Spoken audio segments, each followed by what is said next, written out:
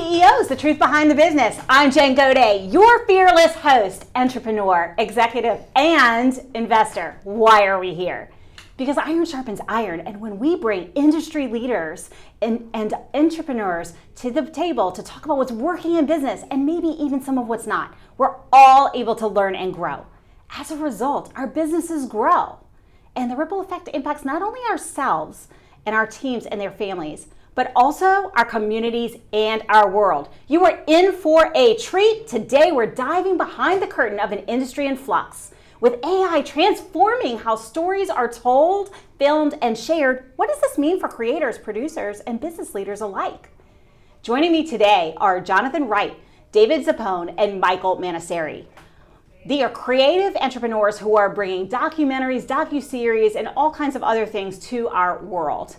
We have David, the founder and executive producer, whose company has produced iconic documentary work for Paramount Studios, often collaborating with industry legends like Leonard Nimoy and William Shatner. Michael is an award-winning director and producer whose credits include War Pony, Gimme Liberty, and the SXSW-winning Mixtape. Together, they bring decades of experience in storytelling and strategy. We're going to explore that hot-button topic, how AI and innovation are transforming Hollywood from the inside out. David, Michael, welcome to the show. Thank you for having us. You know, there's been a lot in the news about Hollywood in the past couple of years. AI is all over the news. So let's start with what everybody wants to know, including myself, folks. And that's, how has the rise of AI changed your approach to filmmaking from concept to creation? Well, I can tell you that the unions, some of the unions are not happy with AI. But what it's done for us is, as you're going to see with some of these trailers and things we've done, is we can now take a clip that was married to music, which we cannot license. It's very difficult to license music. And using AI, we can pull the music out and use just the visual. So it's opened this whole world of documentary filmmaking, which we never could have done before. It really is repurposing content. Absolutely. Yep. And I mean, in a serious way, from pre-production all the way through delivery of a film. I mean, AI has affected everything. Obviously, human beings are important for the story, and we never want to use that and lose that. We never want to lose what's important about storytelling and the humanity and the compassion, what happens, when we're trying to tell these stories.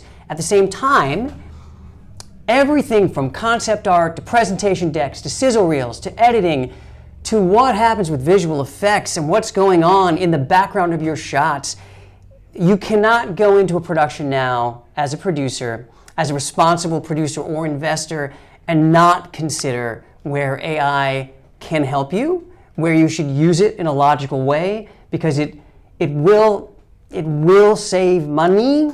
And when you're telling these stories, you just have to be responsible. You have to be responsible to your investors. You have to be responsible to the people who are paying the bills, while keeping the humanity intact. And keeping the people working. A perfect example is we're doing a sizzle reel right now for our Voyager, Star Trek Voyager documentary.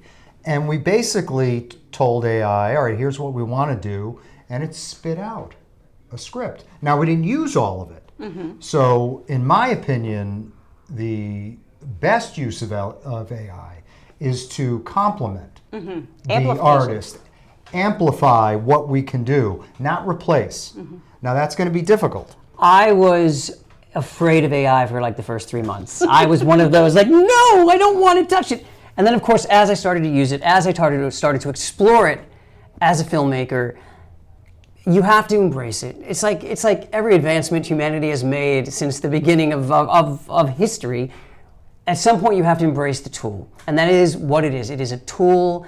And if you don't embrace it, you will be left behind. So, I mean, there are new tools that came out.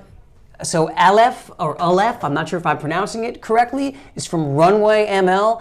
I have some filmmaker friends who are doing incredible stuff with AI, okay? And they're doing AI with marketing, and they're doing AI within storytelling. And, I mean, this came out yesterday. It's insane. It's like literally how you can change the angle of a shot. You can change the background. You can show, you can change the weather.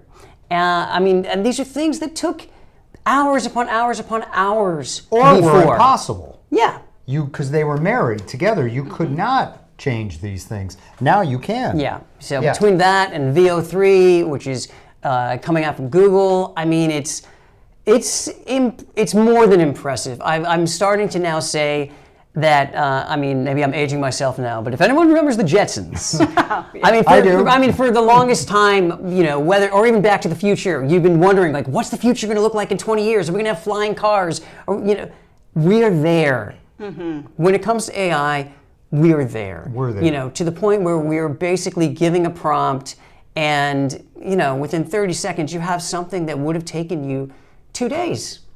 And again, I love, you know, I love human actors.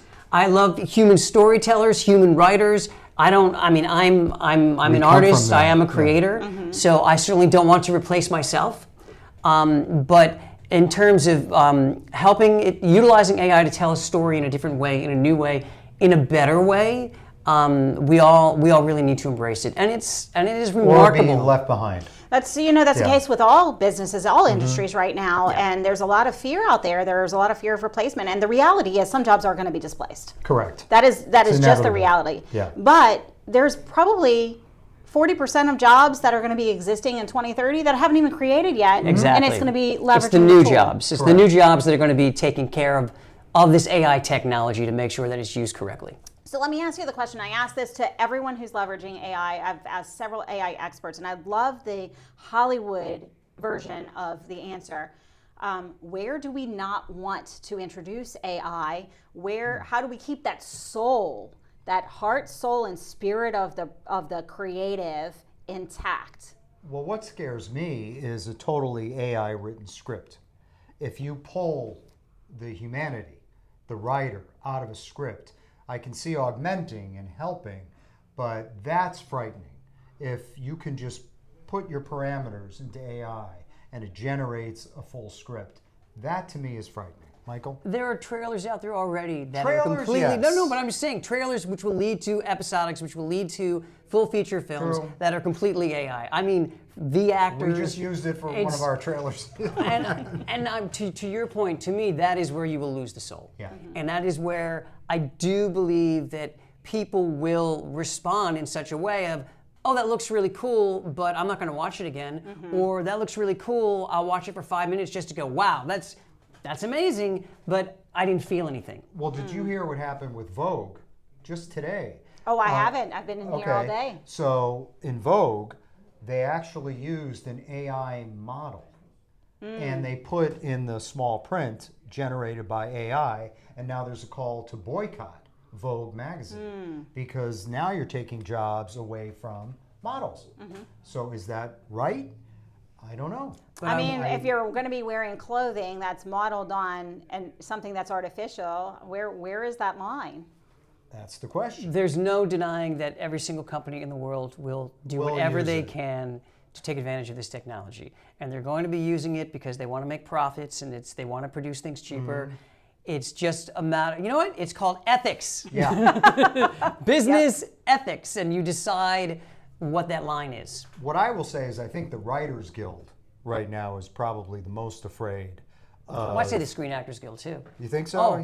Watch some of those trailers, man. Watch some of the trailers. That's true. It's Well, very scary. Let me Generated ask extras. you about this because this is a topic we talk about a lot on the show, and that's owning your name, image, and likeness. Like, how important Yeah. is that? What are Huge. the actors' rights when people are just lifting their likeness and putting it into their? Well, the problem is, as a background actor, you really don't have any rights. You kind of sign everything away. And so who's to say that they can't, if they have a baseball scene. If they're going to put you baseball 50 yards stadium, away and no one can recognize your face, they're Yeah, going to do they're this gonna do all it. the time. They're This gonna do it. this is happening. It's not going away. If you're talking about crowd scenes are going to be AI generated from here on out.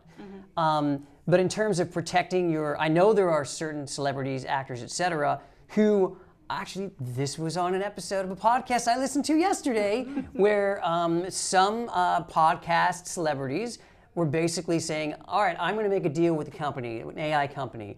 I'm going to give them all my content. I'm going to give them, whatever they need of me. But guess what?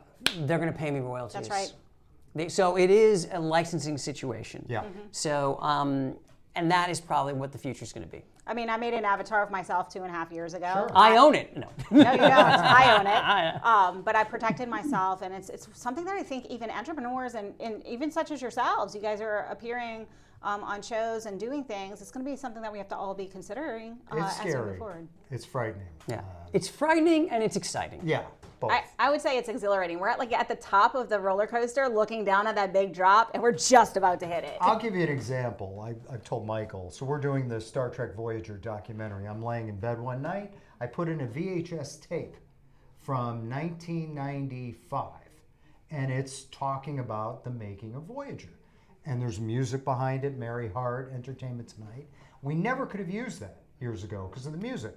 I gave it to my editor, Joe, pulled the music, up-res the quality. You could never even tell that it was a VHS tape from 30 years ago. So the tools we now have are, I never could have imagined we'd have this ability. Super exciting. We do have to take a brief break in just a minute, but for you watching, we're talking about from disruption to reinvention in the film industry. The evolution is just getting started. Coming up next, we're going to be pulling back the curtain to show you exactly what goes into making a documentary that moves people and markets. So you're going to want to stick around. Don't touch that dial. We'll be right back after these messages.